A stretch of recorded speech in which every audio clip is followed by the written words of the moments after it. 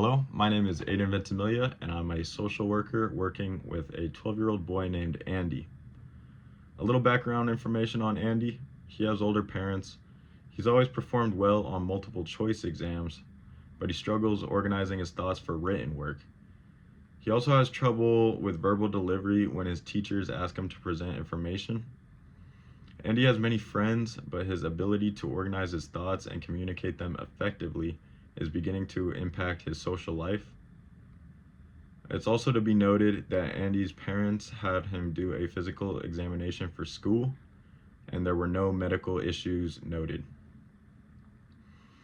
So Andy performs well on multiple choice tests, which shows that he has strong comprehension and reasoning skills. The real issue lies in Andy's social use of verbal and nonverbal communication. The most likely diagnosis for Andy would be social pragmatic communication disorder, also known as SPCD. Symptoms for SPCD include difficulty using communication for social purposes, such as greeting or sharing information, which Andy has already mentioned he struggles with. Difficulty changing communication to match the context or listener. Difficulty following rules for conversation and storytelling. And difficulty understanding what is not explicitly stated or ambiguous meanings of language, such as making inferences, idioms, or metaphors. For Andy to be diagnosed with SPCD, he must have all these four symptoms. But based on the information, more follow-up questions are going to be required to determine the severity of Andy's case and to confirm the diagnosis.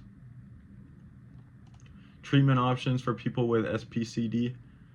There's many treatments out there, with the main focus being just helping the person understand how social interactions work and allowing them to practice social interactions.